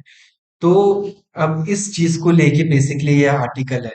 तो अब हमें एग्जाम पॉइंट ऑफ व्यू से क्या जानना है इस आर्टिकल में, कि चैट जीटीपी क्या है, आर्टिफिशियल इंटेलिजेंस क्या है।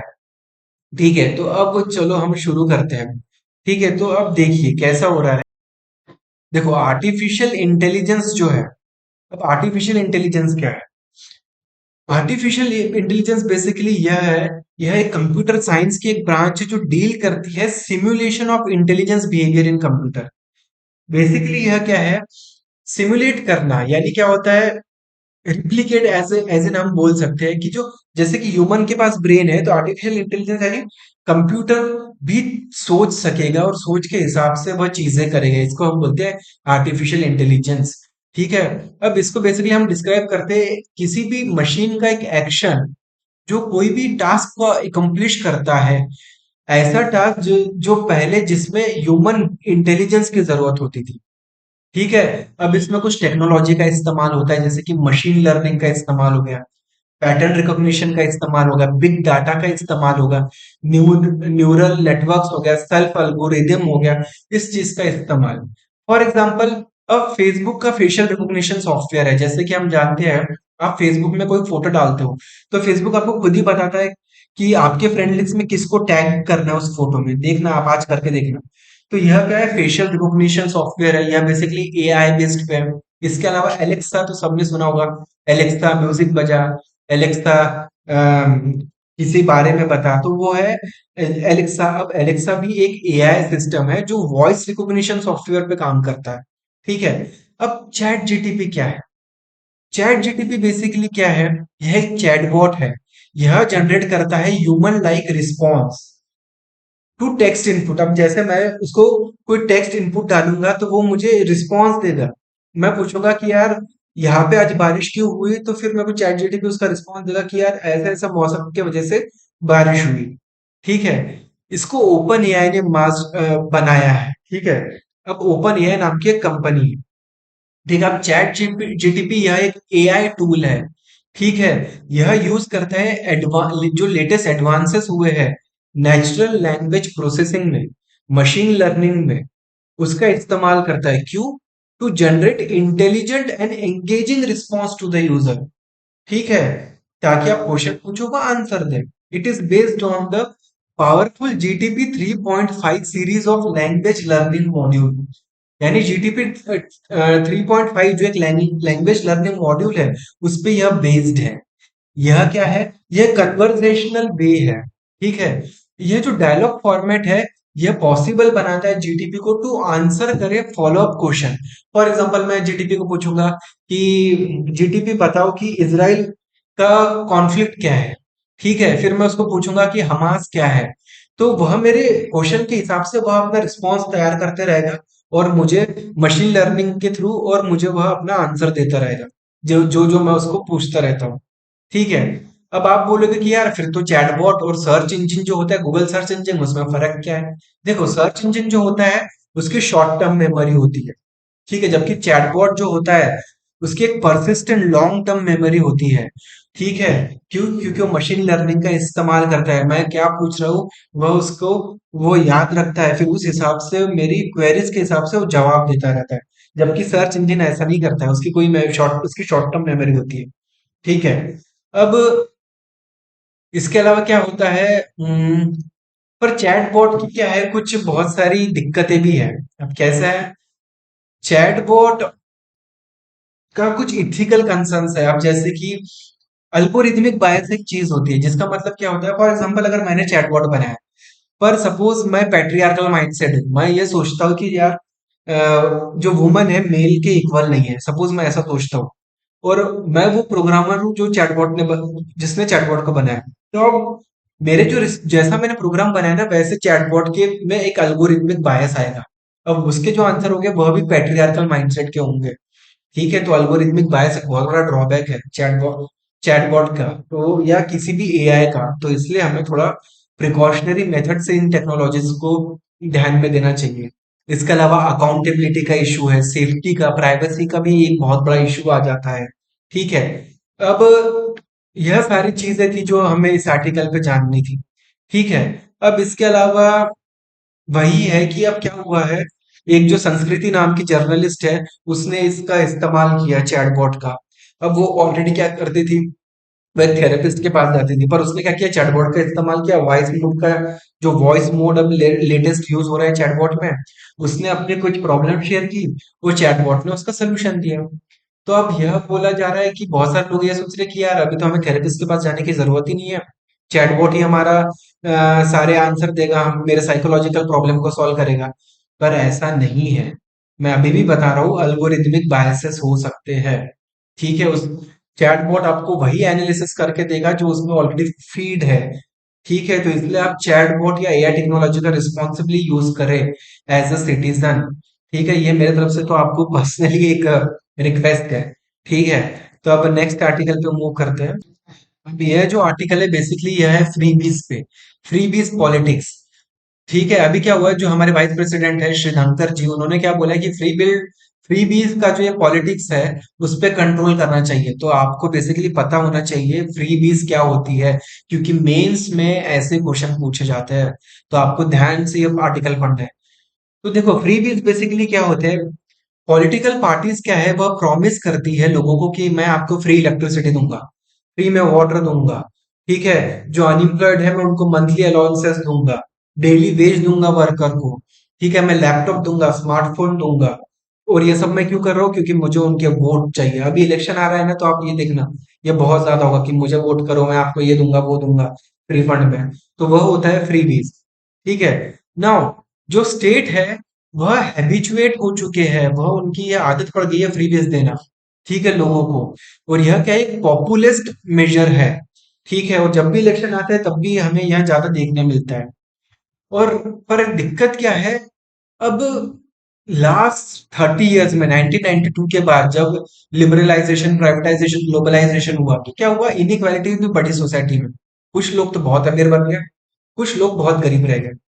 सोसाइटी में बहुत ज्यादा इनइक्वालिटी है कि गैप आ गई।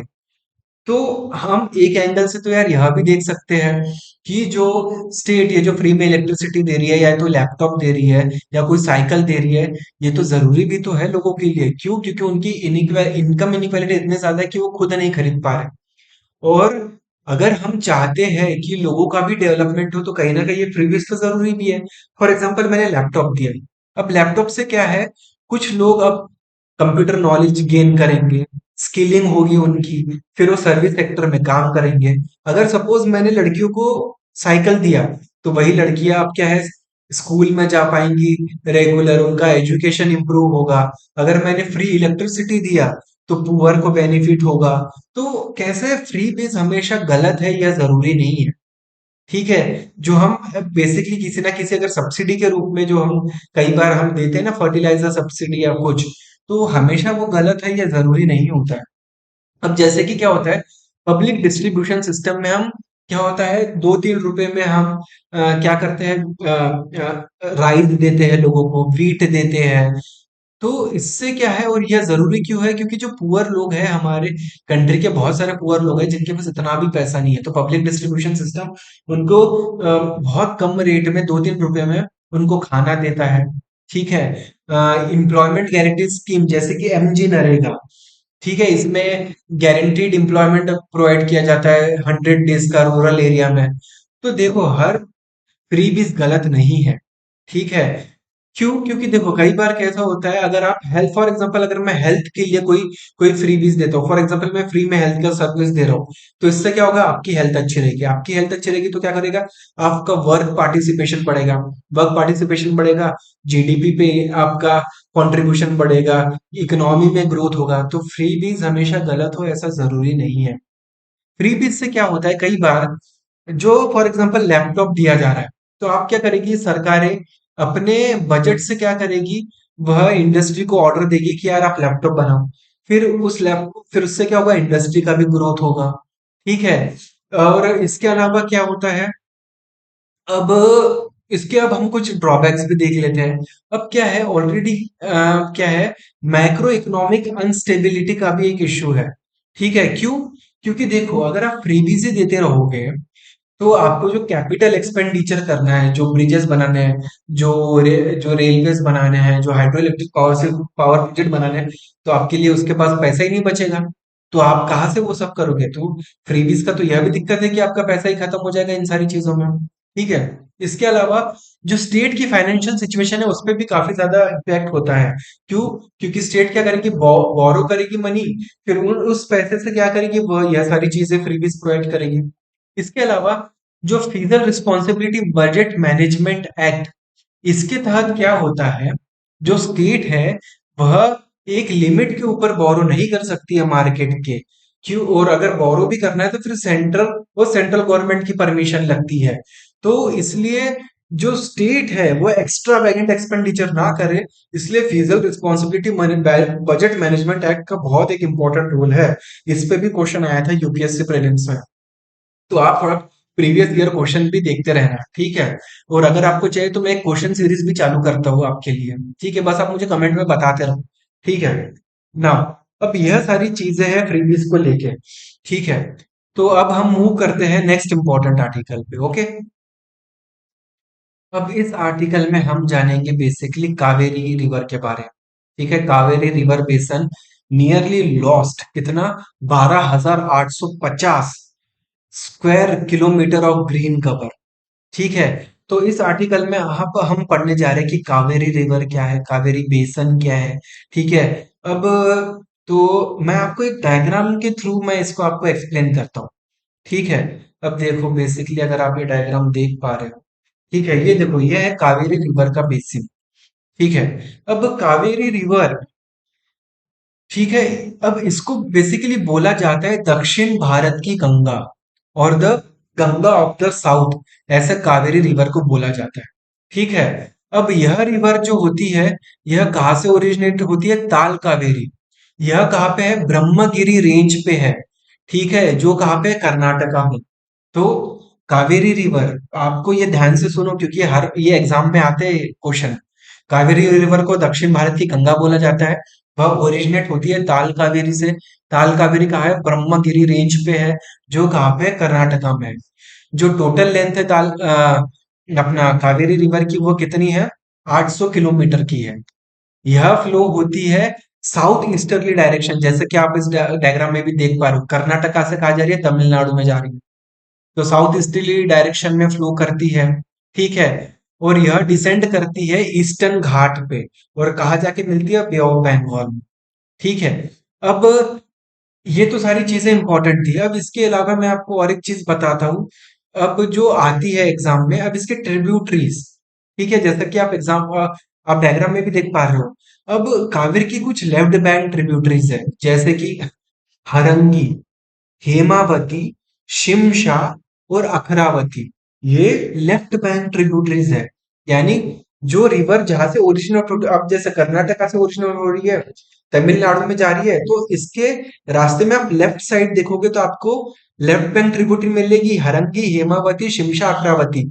और आप इस रिवर के राइट बैंक में देखोगे तो आपको मिलेगी लक्ष्मण तीर्था, कबानी, सुवर्णवती, भवानी और नोई, और इसके अलावा अमरावती। यह रिवर्स है, ये आपको याद रखना, एग्जाम में आता है, यूपीएससी में तो 100% आता है, वो स्टेट पब्लिक सर्विस कमीशन में अभी आता है। राइट बैंड ट्रिब्यूटरीज कौन कौन सी हो गई? लक्ष्मण तीर्था, कबानी, सुवर्णवती, भवानी, नोई, अमरावती। यह क्या है? Right bank tributary. और लेफ्ट बैंक ट्रिब्यूटरी है हरंगी, हेमावती, शिमशा और अर्कावती। ठीक है। यह सारी चीजें बस इस आर्टिकल में आप जानो। इसके अलावा ये जो रिवर है, इसके बेसिन में कुछ वाइल्ड लाइफ सेंचुरीज भी आती है, वह भी आप याद में रखना, क्योंकि वाइल्ड लाइफ सेंचुरी से भी रिलेटेड क्वेश्चंस आते हैं। अब कौन कौन सी सेंचुरीज आती है? Brahmagiri wild life sanctuary, Bandipur national park, Nagarhole national park, Kaveri wild life sanctuary और बनेरघट्टा नेशनल पार्क। यह सारी चीजें आपको ध्यान में रखना है। जो नीलगिरी बायोस्फीयर रिजर्व है ना, उसके आसपास ही आपको ये सारी चीजें देखने मिलेगी। जो भी मैंने बोला आपको याद रखना है, क्योंकि एग्जाम में पूछता ही है। ठीक है। अब ये जो आर्टिकल है, यह बेसिकली है पीएम विश्वकर्मा स्कीम के बारे में। ठीक है। अब इस आर्टिकल में बेसिकली क्या बोला है? 21.15 लाख एप्लीकेशन रिसीव हुए हैं अंडर पीएम विश्वकर्मा स्कीम। और यह कौन बोल रहा है? Skill ministry. अब पीएम विश्वकर्मा स्कीम क्या है, यह जानना जरूरी है, क्योंकि एग्जाम में स्कीम बेस्ड क्वेश्चन पूछे जाते हैं। तो पीएम विश्वकर्मा स्कीम, अब रिसेंटली पास्ट में क्या होता है, प्राइम मिनिस्टर ऑफ इंडिया ने लॉन्च किया था पीएम विश्वकर्मा स्कीम को on the occasion of the Vishwakarma Jayanti. Sorry. और इस स्कीम का मतलब क्या, इस स्कीम का क्या उद्देश्य था? जो ट्रेडिशनल आर्टिशियंस है, क्राफ्टमैन है, जो एंगेज होते हैं अलग अलग ऑक्यूपेशन में। अब ये आर्टिसंस क्राफ्टमैन कौन कौन लोग हैं? जैसे ब्लैक स्मिथ हो गया, सोनार हो गया, लोहार हो गया। ठीक है। या फिर कोई कोई पॉटरी बनाता है, कोई घड़ा बनाता है, या फिर कोई कारपेंट्री का काम करता है, या तो फिर कोई स्कल्पचर बनाता है। ठीक है। अब उनके ट्रेडिशनल आर्टिशंस और क्राफ्टमैन पीपल को अपलिफ्ट करने के लिए, ठीक है, जो अपना जो कल्चरल हेरिटेज है उसको प्रिजर्व करने के लिए, और जो ये जो आर्टिसियंस है, क्राफ्टमैन है, उसको इंटीग्रेट करने के लिए हमारी फॉर्मल इकोनॉमी में और ग्लोबल वैल्यू चेन में, यह पीएम विश्वकर्मा स्कीम का लॉन्च किया गया। बहुत इजीली मैंने आपको बताया ही। ठीक है। अब इसको इम्प्लीमेंट कौन करता है? यह एक सेंट्रल सेक्टर स्कीम है, इसको गवर्नमेंट ऑफ इंडिया फंड करती है। अब ये किस मिनिस्ट्री के अंदर आता है? अब इसकी जो नोडल मिनिस्ट्री है, यानी जो जो मेन मिनिस्ट्री है जिसके अंदर ये आता है, ministry of micro small and medium enterprises, यह नोडल मिनिस्ट्री है। पर इस स्कीम को जॉइंटली इंप्लीमेंट किया जाएगा 3 मिनिस्ट्रीज के द्वारा। कौन कौन सी? Ministry of micro small and medium enterprises, ministry of skill development and entrepreneurship और इसके अलावा मिनिस्ट्री ऑफ फाइनेंस के अंदर जो डिपार्टमेंट ऑफ फाइनेंशियल सर्विस है, यह तीन मिनिस्ट्री मिलके इस स्कीम के लिए काम करेगी। ठीक है, इसमें सपोर्ट दिया जाएगा आर्टिसियंस और क्राफ्टमैन को, जो कि एनरोल्ड है अपने आप को इस स्कीम के अंदर। उनको एक आइडेंटिटी कार्ड दिया जाएगा। ठीक है, उन अब ये जो आर्टिसियंस क्राफ्टमैन है वह एलिजिबल होंगे एक लोन के लिए। ठीक है, at the concessional interest rate of 5%, मात्र 5% के इंटरेस्ट रेट में उनको लोन दिया जाएगा। ठीक है, अब इस स्कीम में 13,000 करोड़ रुपए अलोकेट किए गए हैं 5 सालों के लिए। कब से कब तक? 2023 से लेकर 2027-28 तक। ठीक है, अब यह सारी चीजें थी।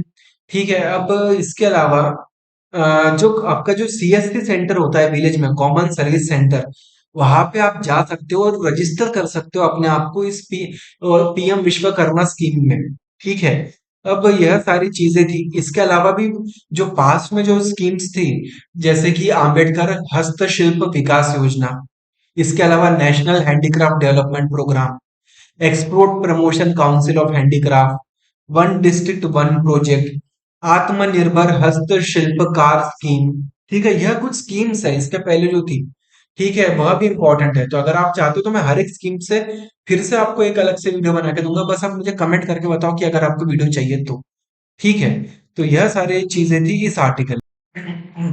अब आज का जो लास्ट इंपॉर्टेंट आर्टिकल है वह है इथिक्स पैनल के ऊपर। ठीक है, अब रिसेंटली क्या हुआ, जो इथिक्स पैनल ने जो मिस्टर जो सॉरी जो मिसेस महुआ मोइत्रा, जो तृणमूल कांग्रेस की एमपी है लोकसभा में, उनको बोला गया है कि आप एक्सप्लेन करो कि आपका नेचर ऑफ फ्रेंडशिप क्या था इंडस्ट्रियलिस्ट से। अब क्या है, उनको कल ही क्या हुआ, एक्सपेल किया गया है लोकसभा से। ठीक है, अब इस आर्टिकल में बेसिकली हमको एग्जाम पॉइंट ऑफ व्यू से जानना है कि इथिक्स पैनल क्या है। देखो, इथिक्स पैनल के बेसिकली क्या होती है, इथिक्स पैनल की एक कमेटी होती है जिसको स्पीकर अपॉइंट करता है और इसका टेन्योर होता है 1 साल का। ठीक है, लोकसभा में जो इथिक्स पैनल होता है उसमें 15 मेंबर होते हैं और राज्यसभा में जो इथिक्स पैनल होता है उसमें 10 मेंबर होते हैं। ठीक है, अब बेसिकली क्या हुआ था, 2005 में एक कैश फॉर क्वेरी केस आया था जिसमें बीजेपी के 6 एमएलएस को लोकसभा से निकाला गया था। ठीक है, और तब से इस इथिक्स कमेटी का बहुत ज्यादा एक इंपॉर्टेंट रोल बन गया है। लोकसभा में जो इथिक्स कमेटी थी यह पहले एक एडहॉक थी, टेम्पररी बेसिस पे थी, और 2015 से इसको एक परमानेंट बॉडी बना दिया गया। ठीक है, राज्यसभा में 1997 में यह इथिक्स कमेटी का गठन किया गया है under the vice president of के आर नारायण, तब की बात है। ठीक है, अब आप कंप्लेंट कैसे लॉन्च कर सकते हो इस इथिक्स कमेटी में? कोई भी इंडिविजुअल कंप्लेंट जो है against the member of parliament यह लॉन्च कर सकता है। कैसे? पर किसी और एमपी के द्वारा। जैसे कि मैं एक मेंबर हूँ, मेरे को एक मेंबर ऑफ पार्लियामेंट के ऊपर कंप्लेंट करना है, तो मैं अपने दूसरे जो जो एमपी है मैं उनको अपनी कंप्लेंट दूंगा, उनको मैं अपना एविडेंस प्रोवाइड करूंगा। फिर वह एमपी जो है मेंबर ऑफ पार्लियामेंट, जो दूसरा एमपी है उसके खिलाफ कंप्लेंट फाइल करेगा। ठीक है, स्पीकर जो है हाउस का, उसके पास अथॉरिटी होती है कि वह इस कंप्लेंट को रिफर करे एथिक्स कमेटी को। नाउ फिर बाद में क्या होता है, एथिक्स कमेटी अपने जो रिपोर्ट है वो स्पीकर को देती है। स्पीकर फिर हाउस में उस रिपोर्ट का रखता है, फिर उस पर डिस्कशन होता है, वोटिंग होती है, फिर डिसाइड किया जाता है कि आगे क्या करना है। ठीक है, तो यह और इसके साथ साथ मैं आपको और एक चीज बता देता हूँ कि एक प्रिविलेज कमेटी भी होती है। जो प्रिविलेज कमेटी होती है पर यह करप्शन के केसेस को देखती है जो थोड़े ज्यादा सीरियस नेचर के होते हैं। तो प्रिविलेज कमेटी के बारे में भी जानिए क्योंकि रिलेटेड क्वेश्चन पूछता है यूपीएससी। ठीक है, तो प्रिविलेज कमेटी भी बेसिकली क्या होती है, यह देखती है कि जो मेंबर ऑफ पार्लियामेंट है या जो टोटल आपका जो हाउस एज अ बॉडी कुछ प्रिविलेजेस एंजॉय करती है, अब क्या उस प्रिविलेजेस का ब्रीच हो रहा है। फॉर एग्जाम्पल कोई न्यूज आर्टिकल, फॉर एग्जाम्पल किसी ने कहीं किसी ट्विटर हैंडल या कहीं पे जाके सपोज किसी मेंबर ऑफ पार्लियामेंट या फिर हाउस एज अ बॉडी की निंदा की है कि ये ढंग से काम नहीं करते हैं, ऐसा वैसा कुछ बोला है। अब क्या होता है, अब वह मेंबर बोल सकता है कि ये तो मेरे ब्रीच ऑफ द प्रिविलेज हो रहा है। ठीक है, तो अब क्या है, प्रिविलेज कमेटी के पास मेंबर जाएगा और वह जो है इंडिविजुअल को पनिश कर सकती है कि आपने हमारे मेंबर जो है उसका प्रिविलेजेस को ब्रीच किया है। ठीक है। पर इससे रिलेटेड हमारे कॉन्स्टिट्यूशन में कोई पर्टिकुलर लॉ नहीं है, बल्कि यह ब्रिटिश पार्लियामेंट्री कन्वेंशन के थ्रू हम इसको अभी भी कंटिन्यू कर रहे हैं। ठीक है। अब जो प्रिविलेज कमेटी होती है उसमें 15 मेंबर होते हैं लोकसभा में और 10 मेंबर होते हैं राज्यसभा में। इसको नॉमिनेट किया जाता है स्पीकर के द्वारा, ठीक है, लोकसभा में, और चेयरमैन के द्वारा राज्यसभा में। अब राज्यसभा में क्या होता है, जो डेप्यूटी चेयरपर्सन होता है वह इस कमेटी को हेड करता है। ठीक है। तो यह सारी चीजें थी आज की आज के द हिंदू एनालिसिस में। आई होप आपको आज का आर्टिकल पसंद आया होगा। थोड़ा लेंथी हो गया क्योंकि बहुत ज्यादा इंपॉर्टेंट आर्टिकल थे। प्लीज आप कोई भी आर्टिकल स्किप मत करो और धीरे धीरे पूरा वीडियो कवर करना क्योंकि बहुत इंपॉर्टेंट है। ठीक है। Thank you and have a nice day.